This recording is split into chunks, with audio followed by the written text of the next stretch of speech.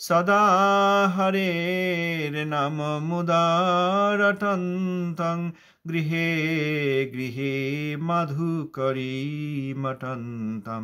नमन्ति देवा अतिजं महान्तं नमो नमो गौरकिशोरतुभ्यं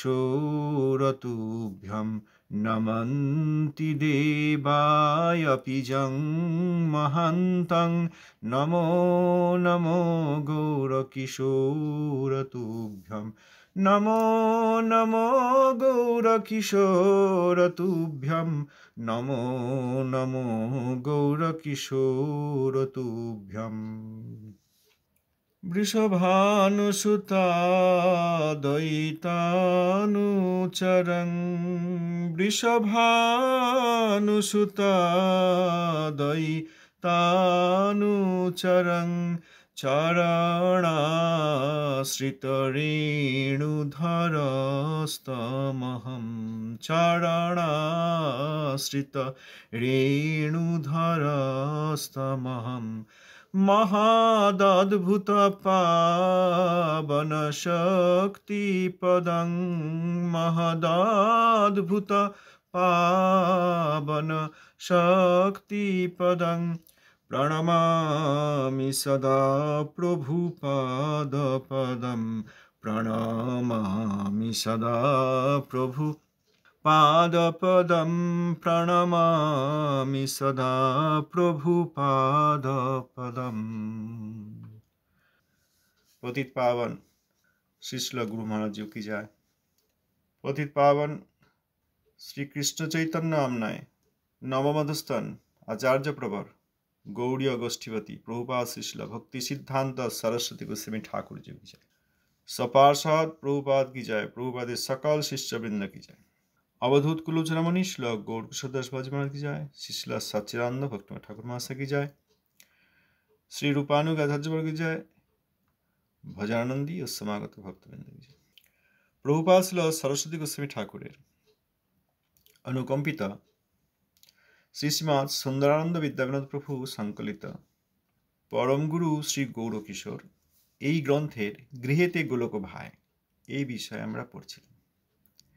শ্রীযুক্ত গিরিশবাবু স্ত্রী বললেন, বাবাজি মহাশয়, আপনি যাহা বলিলেন তাহা আমাদের শিরোধার্য বটে, কিন্তু পায়খানায় স্থান সাধুকে প্রদান করিলে আমাদের যে পাপের সীমা থাকিবে না। যা বললেন, আপনি যা বলবেন সেটাই আমাদের শিরোধার্য, কিন্তু আপনি যে চাইছেন সেখানে যদি স্থান দিই তাহলে তো আমাদের পাপের আর সীমা থাকবে না, কারণ আপনি সাধু। সাধুকে যদি ওই রকম স্থান দেওয়া হয় তাহলে আমাদের তো আর পাপের সীমা থাকবে না। তখন বাবাজি মহাশয় বললেন, আমি সাধু নহি, যাহারা দেবালয়ের মহান্ত কিংবা জটাবল্কলধারী তাহারা সাধু। আমার হরিভজন হইল না, পায়খানাই আমার যোগ্য স্থান।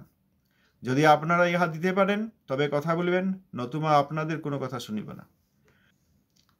বাবাজি মহারাজ তাঁদের প্রতি প্রসন্ন, না হলে চেয়ে নিতেন না। চাইছেন বাথরুম, তবুও বাবাজি মহারাজ প্রসন্ন না হলে চেয়ে নিতেন না। এই গিরিশবাবু এবং তাঁর স্ত্রী তারা সত্যিই বাবাজি মহারাজকে ভালোবাসেন। গিরিশবাবু স্ত্রী কাতরতার সঙ্গে বললেন, আপনার কষ্ট হয়, শীত গ্রীষ্ম বর্ষা ইত্যাদি, সুতরাং তারা বাবাজি মহারাজকে প্রীতি করেন, প্রকৃত প্রীতি করেন, ছলনা করেন না। এই জন্য বাবাজি মহারাজও তাঁদের প্রতি প্রসন্ন, নাহলে বাবাজি মহারাজ কারোর কাছ থেকে কিছু নেন না। তো এখানে তাঁর স্ত্রী বললেন যে কথা, তার উত্তরে বাবাজি মহারাজ বলছেন, আমি সাধু নই। যারা দেবালয়ে অর্থাৎ মন্দিরের মহান্ত, মঠ মন্দির এসবের মহান্ত কিংবা জটাবল্কলধারী, একদিকে হচ্ছে দেবালয় অর্থাৎ মন্দিরের মহান্ত, সেখানকার প্রধান, সেখানকার গোস্বামী, আচার্য, গুরু ইত্যাদি, কিংবা জটাবল্কলধারী, মাথায় জটা জুটো হয়ে গেছে, আজকাল দেখা যায় এরকম, এখনো জটা দাড়ি এসব কাটেনি, কারণ ওইটা সহজ থাকলে কেটে দিলেই তো হয়, সহজ, কিন্তু কাটেনি। ওইটা থাকলে লোক ঠকাতে সুবিধা হয়। কেন না, ওই লোকে দেখবে এত লম্বা জটা, দাড়ি ঝুলে একদম এত দূর এসে গেছে, আর জটা মাথা কীরকম অবস্থা, তারপরে ততদিন থেকে ইনি সাধনা করেন বা তার আগে থেকে সাধনা করেন। অতএব সম্মুখে জটা বলকল এসব থাকলে সুবিধাই যে লোককে সহজে ঠকানো যায়, কারণ তাতে তাদেরকে আর বলতে হয় না যে আমি কতদিন ধরে সাধনা করছি। প্রথমত এই জটার দৈর্ঘ্য আর জটার জট দেখেই, কতটা জট, সেইটা দেখেই মানুষের মনে একটা আগ্রহ এসে যায় যে বাপরে। আর একটা হচ্ছে যে এইসব দেখলেই আমাদের একটা ধারণা থাকে যে আমরা এরকম পরিষ্কার পরিচ্ছন্ন হয়ে ভোগ সুখ নিয়ে থাকি, আর ইনি দেখো একটি ছোট কুটিরে বা বৃক্ষের তলায় বা এরকম সমুদ্রের ধারে বা পর্বতের উপরে একবারে খুব সামান্য হয়ে কিভাবে রয়েছেন। এনাকে দেখেই তো বোঝা যাচ্ছে ইনি সাধু। সাধুর প্রকৃত সংজ্ঞা না জানার ফলে এইসব দেখে সাধারণ লোক তারা এনাদেরকেই সাধু মনে করেন। তা বাবাজি মহারাজ তাই বললেন, আমি সাধু নই, ওই যারা মন্দিরের মহান্ত আদি রয়েছে, এখনও এরকম অনেক মঠ মন্দিরের যারা আচার্য এইসব পদে বসে গেছেন, আচার্য, তারপর আচার্যের আশেপাশে থাকা কয়েকজন অ্যাসোসিয়েট মানে পার্ষদ, আচ্ছা, তারপর অনেক প্রচারক আদি, অতএব তারা সবাই মহান্ত সঙ্গে থাকা ব্যক্তি, তারা সাধু, কিংবা জটা বলকলধারী তারা সাধু। আমার তো হরিভজন হলো না, অতএব আপনাদের পায়খানায় আমার যোগ্য স্থান। এখন যদি আপনারা এটা দিতে পারেন তবে কথা বলবেন, নতুবা আপনাদের কোনো কথা শুনবো না, এরকম বলেন বাবাজি মহারাজ। ওই যে সেই বৃদ্ধা স্ত্রীলোক, তিনি সেই সাপ এলে বলেছিলেন বাবাজিকে সাপে খেলো। তাকে প্রথমে বললেন আপনি চলে যান, আপনি দাঁড়িয়ে আছেন, আপনার কষ্ট হচ্ছে। তারপর বললেন না, আপনি এসব করবেন না, আপনি যান। তারপর শেষে বললেন আপনি না গেলে আপনার কোনো কথাই আমি শুনবো না। তখন তিনি বাধ্য হয়ে চলে গেলেন, আপনি না গেলে আমি আপনার কোনো কথাই শুনবো না, অর্থাৎ এই প্রসাদ পান, তারপর ঘরে যান ইত্যাদি, এসব কোনো কথাই শুনবো না আপনি না গেলে। তখন তিনি বাধ্য হয়ে চলে গেলেন। এখানেও বাবাজি মহারাজ বলছেন, যদি আপনারা ইহা দিতে পারেন তবে কথা বলিবেন, নতুবা আপনাদের কোনো কথা শুনিব না। অগত্যা গিরিশবাবু ও তাহার স্ত্রী উহাতে স্বীকৃত হইলেন এবং বলিলেন, আপনি কুঠরিতে না থাকিলেও যাহারা আপনার সেবা করিবেন তাহাদের জন্য 2টি কুঠরি থাকিবে। এখন কেউ বলেন যে বাবাজি মহারাজ তো কারোর সেবা নিতেন না। এটা ঠিকই, বাবাজি মহারাজ পারতপক্ষে কারোরই সেবা নিতেন না, কারণ যারা প্রকৃতই নিষ্কপট নন তাদের সঙ্গে কোনো সঙ্গ করতেন না। তবে যারা নিষ্কপট এবং সত্যিকার হরিভজন করতে চান তাদেরকে কৃপাপূর্বক সেবা দিতেন, যেমন এনাদেরকে দিলেন। এনাদের মধ্যে ছলনা নেই, সেই জন্য এনাদেরকে সেবাটি দিলেন। তাও নিলেন কি, তাঁরা যেখানে বিষ্ঠাপুত্র ত্যাগ করেন সেই পায়খানা নিলেন, খাটা পায়খানা। আবার ওনার সেবক ছিল, যখন উনি বাহ্যত দৃষ্টিশক্তিহীনের অভিনয় করছেন তখন তার সেবক ছিল। সেই সেবক এই যে মাধুকরী করলেন, আমরা শুনলাম তখন যে সেবক মাধুকরীতে গেছে এই চৈত্র মাসের প্রখর রৌদ্রে দুপুরবেলায়। একজন দেখেছে, বললেন আপনার সেবকটি কেন এই চৈত্রের ভর দুপুরে এই প্রখর তাপে রৌদ্রে যায় মাধুকরী করতে, সকাল করে নিয়ে আসলেই তো পারে। তখন বাবাজি মহারাজ তাকে শিক্ষা দিলেন যে তোমার সেবায় দুঃখ হয় যত, সেও তো পরমসুখ। সুতরাং সেবক ছিলেন না তা নন, সেবক ছিলেন, খুব নিষ্কপট, সত্যিই হরিভজন করতে চান এরকম। তো এখানে গিরিশবাবু ও তাঁর স্ত্রী স্বীকৃত হলেন এবং বললেন, আপনি কুঠুরিতে না থাকলে, অর্থাৎ আপনি ভোজন কুঠি নেবেন না, বলেছেন যে পায়খানায় থাকবেন, আচ্ছা আপনার জন্য কুঠুরি হবে না, কারণ আপনি চাইছেন না, নেবেন না আপনি, কিন্তু আপনার যারা সেবা করবেন তাদের জন্য 2টি কুঠুরি থাকবে। তাহলে সেবক ছিলেন। এনারা যুক্ত বৈরাগী, নির্জন ভজন ইত্যাদি করলেও এনারা যুক্ত বৈরাগী। যারা প্রকৃত হরিভজন করতে চান তাদেরকে তো কৃপা করেন, তাদেরকে তো কৃপা করবেন, সঙ্গদান করবেন, তবে প্রয়োজনের অধিক নেবেন না। বাইরে দৃষ্টিশক্তিহীনের ব্যবহার করছেন, অভিনয় করছেন, সেবক মাধুকরী করে এনে রেখে দিচ্ছে, কারণ মন্দিরের কোনো প্রসাদ উনি নেন না। আমরা তো মন্দিরেই গিয়ে পয়সা দিয়ে, রেট শুনে পয়সা দিয়ে, লাইন দিয়ে সেখানে প্রসাদ পাই। বাবাজি মহারাজ তো কোনো মন্দিরের প্রসাদ পাবেন না। সুতরাং সেবক ছিলেন না তা নয়, সেবক ছিলেন যারা প্রকৃতই হরিভজন করতে চান এবং সম্পূর্ণরূপে নিষ্কপট, খুব সৌভাগ্যবান যারা। তাহলে এবার কি করলেন গিরিশবাবু, তাদের ওই পায়খানা, সেখানকার ভিতর গোময় আদি, অর্থাৎ এই গোবর গোমূত্র ইত্যাদি দিয়ে পরিষ্কার করে দিলেন। রাজমিস্ত্রি ডাকাইয়া সম্পূর্ণ নূতন করিয়া দিয়েছিলেন। মিস্ত্রি ডাকলেন, সেটা বন্ধ করে দিলেন। খাটা পায়খানা তো আগেকার যেরকম হতো, অনেকে হয়তো জানেন না, তো সেখানে সেটা রাজমিস্ত্রি দিয়ে একদম ঢেকে দিলেন, পুরো ঘর মতো করে দিলেন, আবার ধুয়ে টুয়ে একদম পবিত্র করে দিলেন। এত বড় নিত্যসিদ্ধ পরমহংস বাবাজি আসবেন, তার এই ইচ্ছা, এখন উপায় নেই, সুতরাং যতটা করা যায়।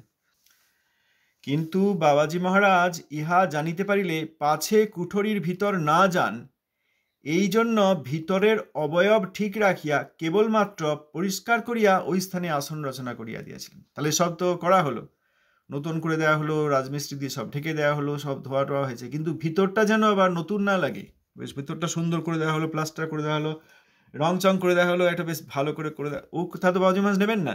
ওই জন্য ভিতরে যেন একই থাকে, বাহ্য তো দেখতে যেন একই থাকে, এমনি সব পরিষ্কার পরিচ্ছন্ন, কিন্তু বাহ্যটা দেখতে যেন একই থাকে। এই জন্য ভিতরের অবয়ব ঠিক রাখিয়া কেবলমাত্র পরিষ্কার করিয়া ওই স্থানে আসন রচনা করিয়া দিয়েছেন, সুন্দর করে আসন পেতে দিয়েছেন। ভগবত ভক্তি ধর্মের ভানে কনককামিনী প্রতিষ্ঠা যে বিষ্ঠা হইতেও অধিকতর পুঁতিগন্ধময়, তাহা জানাইবার জন্য শ্রীল গৌরকিশোর ধর্মশালার সাধারণ পরিত্যাগের স্থানে 6 মাস কাল বাস করিয়াছিলেন। ভগবত ভক্তি ধর্মের ভানে, অর্থাৎ এই ভান করে থাকে না, অনেকে ভান করে থাকে, বাইরে একরকম ব্যবহার করে থাকে, আর এই ভিতরে তাদের আর এরকম ইচ্ছা। বাইরে ভগবত ভক্তি ধর্মের ভান, যাদের একবার বৈষ্ণব অপরাধকারীদের সঙ্গ হয়ে গিয়েছে, তারা যেখানেই থাকুন তাদের পক্ষে মঙ্গল হওয়া খুব কঠিন, প্রচন্ড কঠিন। না বললেই ভালো হতো, কারণ অনেক লোকে দেখা যাচ্ছে সব ভালো টালো বাসছে খুব, তারা বিরক্ত হয়ে যাবে। কিন্তু সত্যি কথা তো বলতেই হবে, ভালোবাসা দিতে তো আমরা এখানে কেউ আসিনি। এখানে আমাদের গুরুবর্গের শিক্ষা যেমন আছে আমরা সেরকম পড়তে শুনতে এসছি, সেরকম শ্রবণ কীর্তন করতে এসছি। এইখানটা একটু গুছিয়ে অন্যভাবে বলিয়ে দেওয়া হোক, যাতে যারা ভালো টালো বাসছে তারা যেন ভালোবাসে এবং থাকে। সে তো আমাদের উদ্দেশ্য নয়, কেউ ভালোবাসবে না, বেশিরভাগ খুব নিষ্কপট 2-4 জন হয়তো আসবেন এবং তাঁরাই স্থির হবেন। এখনো যা দেখা যাচ্ছে, দেখছে, আসছে, এদের মধ্যেও বেশিরভাগ কেউ থাকবে না, কারণ কপটতা ত্যাগ করেনি। যারা সম্পূর্ণরূপে কপটতা ত্যাগ করে গুরুবর্গের বাণী কর্ণে শ্রবণ করবেন শ্রদ্ধার সঙ্গে, কেবল তাঁরা থাকবেন। আর যারা কেবল এই বলতে চাইছি আর দেখাতে চাইছি আর এখনো ভিতরে ছলনটা রেখে দিচ্ছি, তাঁরা থাকতে পারবেন না। এখন কারোরই আমরা পূজারি নই। যারা ছলধর্ম ত্যাগ করবেন তারা হরিভক্তি করবেন, যারা করবেন না তারা নিতে পারবেন না, তারা বিদায় নেবেন। এ তো আমাদের কিছু করার নেই, এটা কোনো রসগোল্লার দোকান নয়। রসগোল্লার দোকান নয় যে সাইনবোর্ড করে অনেক খরিদ্দার ডাকবো। এখানে যা আছে তাই বলতে হবে। ভগবত ভক্তি ধর্মের ভানে, অর্থাৎ বাইরে ভগবত ভক্তির ধর্মের আচরণ কি করে বোঝা যাবে? যেখানে নিষ্কপট নন, ব্যক্তিগণ নিষ্কপট নন, যেখানে পূর্বপূর্বক কোনো আচার্যের প্রতি কিছু অশ্রদ্ধা আছে, যে কোনো আচার্য মানে গুরুদেব যার কাছ থেকে দীক্ষা নেওয়া হয়েছে তিনি, আর তার গুরুদেব তিনি যাকে দীক্ষা দিয়ে দিয়েছেন তিনি, আর তার গুরুদেব তিনি যাকে গুরুদেব স্বীকার করেছেন তিনি, এইরকম নয়। সমস্ত শুদ্ধ বৈষ্ণব, গুরুদেব, গুরুদেবের গুরুভ্রাতা, গুরু ভগিনীগণ, সে তো গুরু পর্যায়ের হলেন তাঁরা। এমনকি নিজেরও গুরুভ্রাতা, গুরু ভগিনী যারা নিষ্কপটভাবে ভজন করছেন তাদেরকে, আর যাদের মধ্যে এখনো ছলনা আছে তাদেরকে গুরু ভাই গুরুবোন বলতে নেই। দীক্ষা নিলেই তাদেরকে গুরু ভাই গুরুবোন বলতে নেই, যে উনি আমার গুরু ভাই। এইগুলো করলে তখন সেই দল হয়। উনি একজন গুরু ভাই আছেন, ইনি একজন গুরু বোন আছেন, একটা বেশ বড় দল হয়েছে না, তা নয়। তারা কি সত্যিই গুরুদেবের আদেশ উপদেশ শিক্ষা নিয়ে সেইভাবে ভজন করছেন? তারা কি গুরু দেবতাত্মা হয়েছেন, অর্থাৎ সব কিছু পরিত্যাগ করেছেন? তারা কি এখনো স্বামীর, না তারা এখনো স্ত্রীর? তারা এখনো পুত্রকন্যার, না মাতা পিতার? তারা এখনো অর্থের, না গৃহের? না সত্যিই তারা এখন গুরুদেবের? এইটা দেখে তাদেরকে গুরু ভাই গুরুবোন বলতে হয়। আর যারা এইরকম হয়েছেন, সত্যিই নিষ্কপটভাবে গুরুদেবতাত্মা হয়েছেন, তাদেরকে গুরু ভাই গুরুবোন এবং শ্রেষ্ঠ জেনে প্রভু, মা, দিদি ইত্যাদি বলে সম্মান করতে হয়। তাহলে এ তো নিজের লেভেলে হলো, অর্থাৎ সকলেই উপরের লেভেলে, তবুও পরম্পরার দিক থেকে যারা গুরুদেবের শিষ্য শিষ্য আদি প্রকৃত রূপে, তাদেরকে এইভাবে সম্মান করতে হয়। তারপরে গুরুদেব, গুরুদেবের গুরুভ্রাতা, গুরু ভগিনী, তারা আরো উচ্চ স্তরের, তারা পরম গুরুদেবের কাছ থেকে আশ্রিত হয়েছেন, তাদেরকে ভালোবাসতে হবে। তারপর পরম গুরুদেব এবং সেই সব স্তরের সমস্ত বৈষ্ণবীবৃন্দকে সম্মান করতে হবে, যারা নিষ্কপট। আর নিষ্কপট না হলে তারা বৈষ্ণবী নন। তারা এখনো সাধনা হয়তো করছেন, এখনো ছলনা রয়ে গেছে। যদি মঙ্গলের দিকে, উন্নতির দিকে, সিঁড়ির উপর দিয়ে আসছেন, উন্নতি হচ্ছে ভালো, কিন্তু ছলনা পরিত্যাগ করেননি, তাদেরকে সাধু বলা যায় না। তাহলে ভগবত ভক্তি ধর্মের ভানে এখানে তো অনেকভাবেই বোঝা যাবে। কেউ শিষ্য সংগ্রহ করছেন, শিষ্য হলে অনেক লাভ হয়, অর্থাদি লাভ হয়, আবার প্রতিষ্ঠা লাভ হয়। কেউ অর্থ সংগ্রহ করছেন, কেউ শিষ্য সংগ্রহ করছেন, লোক সংগ্রহ করছেন, অনুসরণকারী সংগ্রহ করছেন, প্রতিষ্ঠা সংগ্রহ করছেন, আবার কারো কারো এখনো চরিত্রের দোষ আছে, কোনো না কোনো ইন্দ্রিয়ের ভোগ করে নিচ্ছেন। ভালো খেতে চাই, বেশি খেতে চাই, অবৈধ পুরুষ বা অবৈধ স্ত্রী সঙ্গ করতে চাই, এই সকলের ক্ষেত্রেই, জেন্ডার ইরেসপেক্টিভ অফ জেন্ডার, কে স্ত্রী কে পুরুষ সেসব বিচার নেই। যে কেউ অবৈধভাবে সঙ্গ করেন, বাইরে সঙ্গ করেন, মনে মনে সঙ্গ করেন, সঙ্গ করার জন্য প্ল্যান প্রোগ্রাম করেন, বা হচ্ছে না বলে দুঃখ পান, অতএব মনে মনেই সেই সঙ্গের আশা মিটিয়ে নেন, তারাও দুঃসঙ্গী, অবৈধ সঙ্গী। সুতরাং অর্থ এইভাবে ইন্দ্রিয়ের সুখ এবং প্রতিপত্তি প্রতিষ্ঠা। লোকে আমাকে ভালো বলুক, আমি লম্বা, আমি চওড়া, আমার ব্রাহ্মণ বংশে জন্ম, আমি সুন্দর, আমি এতদিনের ত্যাগী, বা আমি এতদিনের গৃহস্থ, বা আমার এতদিন দীক্ষাদি হয়েছে, বাস আমি সিনিয়র হয়ে গেছি। অনেক এরকম বলেন, আমি গত 15 বছর ধরে এইখানে আছি, তা কি হয়েছে, তাতে কি যায় আসে?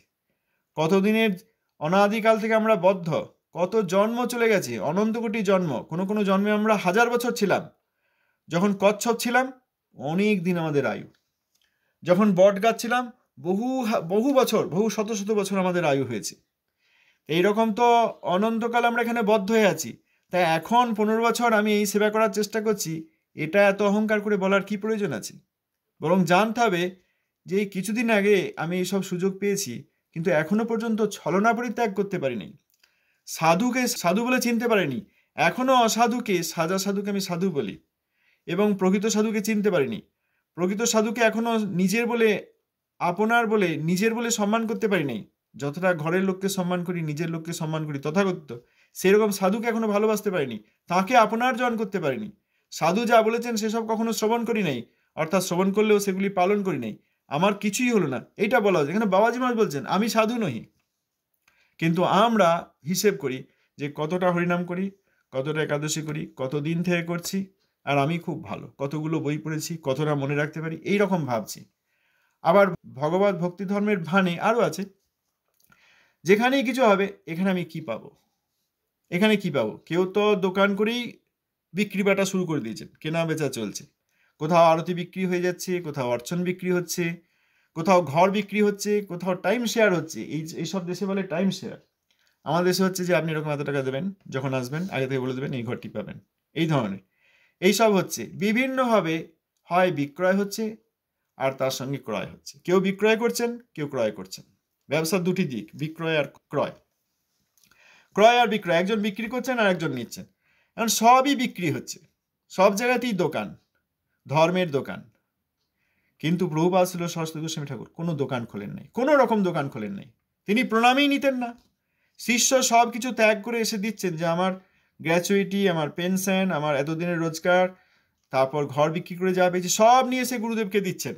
প্রভুপাদ নিচ্ছেনই না, না আপনি আগে গিয়ে গৃহে গৃহে গিয়ে, ঘরে ঘরে গিয়ে জীবাত্মাদের হৃদয়ে চৈতন্যময় প্রকাশ করুন, চেতনার বিকাশ করুন, আপনার অর্থে আমার প্রয়োজন নেই।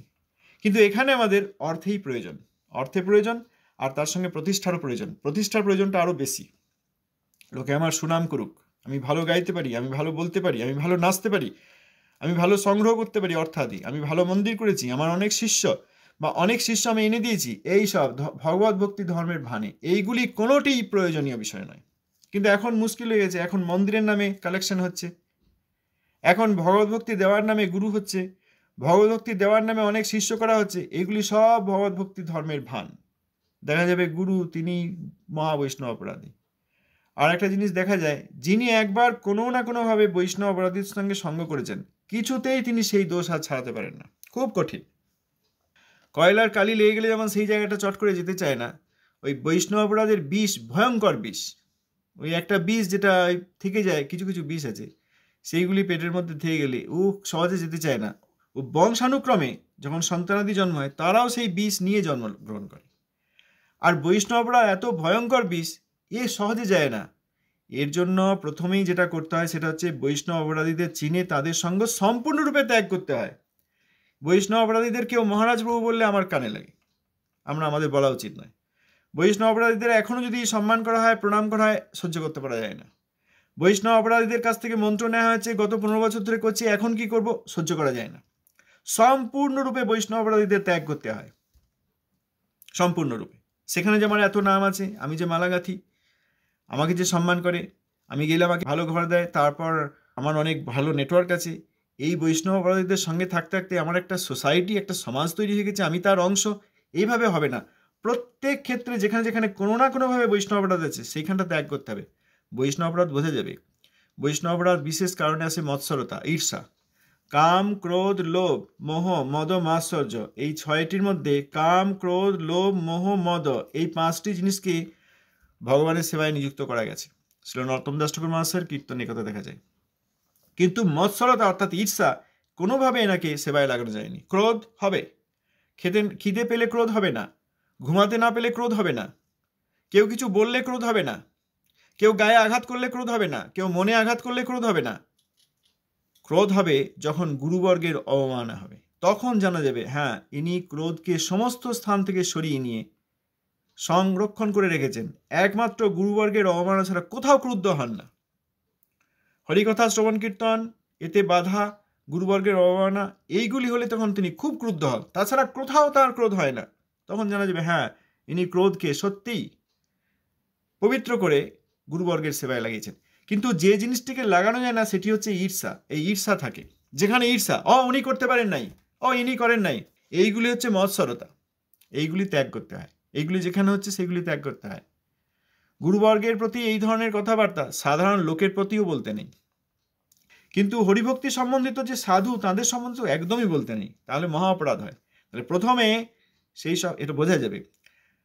ভুক্তি মুক্তি সিদ্ধিকামী সকলেই অশান্ত, একটি শ্লোক আছে, কৃষ্ণ ভক্ত নিষ্কাম অতএব শান্ত।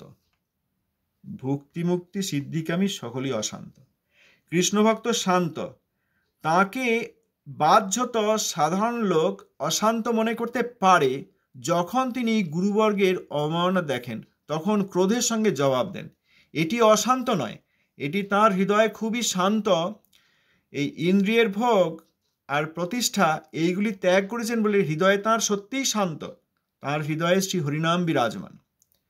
কিন্তু বাইরের লোক মনে করবে ইনি এরকম বাবাজি মহারাজ ওনাকে তাড়িয়ে দিলেন কেন? এসেছিলেন তো গৌর রামানন্দ সংবাদ শুনতে, ওনাকে তো উত্তর দিলেন না। আরেকজন খুব উচ্চ কীর্তন করছিলেন, কিন্তু তার তো ভাব আদি প্রকাশ হচ্ছিল, তাকে তিনি চলে যেতে বললেন কেন?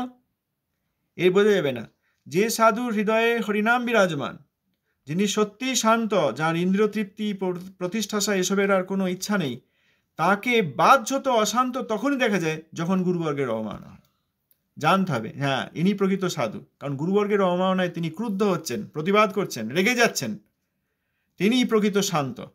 কৃষ্ণ ভক্ত নিষ্কাম, তার কোনো কামনা বাসনা নেই, আমার এটা চাই, আমার ওটা চাই, আমার অর্থ চাই, আমার ঘর চাই, আবার প্রতিষ্ঠা চাই না, ভালো বলুক চাই না, ভালো বললেও সেখান থেকে সরে যাচ্ছেন, না আপনি সত্যিকার হরিভজন করুন, আপনাকে ওই ভালো বলতে হবে না, প্রশংসার কোনো প্রয়োজন নেই, আপনি নিজে হরিভজন করুন, অসৎসঙ্গ ত্যাগ করুন। সাধু এরকম হবেন। আর যেখানে দেখা যাবে যে তিনি নিষ্কাম নন, তিনি সাধুদেরই নিন্দা করছেন, এরা করে নাই, ওরা পারে নাই, ওরা কি করলো, ওরা তো শুধু ভজন করেছে, এই নিয়ে একদিন আলোচনা করব। এই নির্জন ভজন আর এই সংকীর্তন, এই দুটির মধ্যে বিশেষ কথা বোঝার আছে, একদিন আলোচনা করতেই হবে, না হলে আমরা বুঝতে পারবো না, অপরাধ হবে। তাহলে যেখানে বৈষ্ণব নিন্দা, আগে প্রথমে সম্পূর্ণরূপে তাদের সঙ্গ ত্যাগ করতে হবে, মন থেকেও তাদের রূপ মুছে ফেলতে হবে, না হলে মনে পড়বে তো এই 10 বছর আগে এখানে গেছিলাম, এই ধামে দর্শন করলাম, উনি আমাদের লিড করেছিলেন, প্রধান ছিলেন, তো মহাবৈষ্ণব অপরাধী, সেইগুলোও মুছে ফেলতে হবে, ইতিহাসও মুছে ফেলতে হবে মন থেকে। তারপর যে সাধুদের চরণে অপরাধ হয়েছে তাদের প্রত্যেকের চরণে গিয়ে কাঁদতে হবে, যদি তারা প্রকট না থাকেন অন্তরে নির্জনে হরিনাম করতে করতে তাদের চরণে কাঁদতে হবে, আগে আপনি আমাকে ক্ষমা করুন, কৃপাপূর্বক আপনি আমার প্রতি প্রসন্ন হন, আপনার এইসব নিন্দা আমি শুনেছি এবং করেছি, আপনি আমাকে ক্ষমা করুন। যখন দেখা যাবে তিনি প্রসন্ন হয়েছেন, তারপর হরিনাম শুরু হবে। অতএব যেখানে একবার বৈষ্ণব নিন্দার বীজ ঢুকে গেছে, বহু তর্ক অবিতর্ক করে, তারা শাস্ত্র যুক্তি দিলেও কিছুতেই বুঝতে পারে না। আমি প্রতিদিন 25,000 হরিনাম করি, হ্যাঁ হরিনাম করেন তো ভালো, এখন তাহলে সাধু নিন্দাকে পরিত্যাগ করুন, না তো হরিনাম হচ্ছে না, নামাপরাধ হচ্ছে। নামাপরাধ আর শুদ্ধ নামের মধ্যে পার্থক্য আছে, নামাপরাধের কীর্তন হচ্ছে, নামাপরাধের জপ হচ্ছে, এগুলো ত্যাগ করুন। হয় তারা একবার চুপ হয়ে যাচ্ছেন, ছেড়ে চলে যাচ্ছেন, ভালো তো ভালো, যারা নিতে পারবেন না তারা ছেড়ে চলে গেলে ভালো, কারণ তাদের তো সঙ্গ করতে চাই না, অনেক লোক চাই না, আমরা বৈকুণ্ঠ চাই, অনেক লোকের প্রসন্নতা চাই না, আমরা প্রভুপাদের শ্রীমুখে স্মিতহাস্য দর্শন করতে চাই, তিনি কি খুশি হয়েছেন? সুতরাং যদি কেউ সত্যিই হরিভজন করতে চান, পূর্ব সমস্ত ইতিহাস ভুলতে হবে, সেবা সুখ পেলে তাই হবে। পূর্ব ইতিহাস ভুলিনু সকল, বিশেষ করে বৈষ্ণব অপরাধের যে সব স্মৃতি আছে এবং যেসব ব্যক্তি আছে তাদেরকে একদম চিত্ত থেকে মুছে ফেলতে হবে। একটা স্লেট পরিষ্কার করে মুছলেও যায় না। কখনো কোনো বাচ্চা দেখতাম একটা ওই কাপড় ভিজিয়ে নিয়ে সেটা দিয়ে মুছতো, একবারে কালো হয়ে যেত স্লেট। সেরকম করতে হবে চিত্তকে। আমার পূর্ব যত ইতিহাস, যত কিছু করেছি সেই সব আমি মুছে দিলাম। এখন যে যে বৈষ্ণবের চরণে অপরাধ হয়েছে বুঝতে পারছি, তাদের কাছে গিয়ে আমি ক্ষমা চাইব, শুদ্ধ বৈষ্ণব। তাহলে এই যে ভগবত ভক্তি ধর্মের ভানে এইগুলি চিনে নিতে হবে। কনককামিনী প্রতিষ্ঠা যে বিষ্ঠা হইতে অধিকতর প্রতিগন্ধময়। মলমূত্র তবু ভালো, কিন্তু এই কনককামিনী প্রতিষ্ঠা এই বিষ্ঠাগুলি এইগুলির যেন সঙ্গ না হয়। আর আমরা তো বেছে বেছে বৈষ্ণব অপরাধীদের সঙ্গে সঙ্গ করে হরিনাম কীর্তন হচ্ছে বলে খুব হাত পা ছুটছি, মৃদঙ্গ বাজাচ্ছি, করতাল বাজাচ্ছি, হাত ব্যথা হয়ে যাচ্ছে, নাচছি, পা ব্যথা হয়ে যাচ্ছে, হাঁপিয়ে যাচ্ছি, ঘাম ঝরছে, খিদে পেয়ে যাচ্ছে, আর সেইখানে নামাপরাধের কীর্তন হচ্ছে। নামাপরাধের কীর্তনকে নাম সংকীর্তন মনে করছি, আর শুদ্ধ সংকীর্তন এর মধ্যে পার্থক্য আছে। কৃষ্ণভক্ত নিষ্কাম অতএব শান্ত, সেইটি না হলে তিনি কৃষ্ণভক্ত নন। সেই কৃষ্ণভক্ত যদি নামে প্রধান গায়ক কীর্তন বা আদেশকারী হন, সেইখানে যাওয়া যায়। আর কোথাও ওই নামাপরাধের গান হচ্ছে, কিন্তু বাইরে মনে হচ্ছে হরে কৃষ্ণ নাম, রূপবান রূপবতীরা গাইছে, আধুনিক যন্ত্র বৈদেশিক যন্ত্র দিয়ে গাইছে, আর খুব নাচ গান হচ্ছে, একবারে অভিজাত শ্রেণীর। ওখানে যেতে নেই, এটা বৈষ্ণব অপরাধের আগার। বাবাজি মহারাজ পায়খানায় থাকতে চাইলেন কেন? ও ঠিক আছে, বাইরে গন্ধহাতি উঠবে, নোংরা অপবিত্র স্থান, লোকে ঘৃণা করে আর আসবে না, ঠিক আছে, সেইখানে বসে হরিনাম করব, কারণ কনককামিনী প্রতিষ্ঠা আমি চাই না। সেগুলি আরও দুর্গন্ধময়। এটা আমাদের মনে হচ্ছে না, আমরা তো প্রতিষ্ঠা পেলে হাসছি, প্রতিষ্ঠা দিচ্ছি, প্রতিষ্ঠা কামি যাদের, তাদের চারিদিকে ঘুরে বেড়াচ্ছি, তাদের সঙ্গে হাত পা ছুঁড়ে নাচানাচি করছি, ভাবছি হরিনাম হচ্ছে।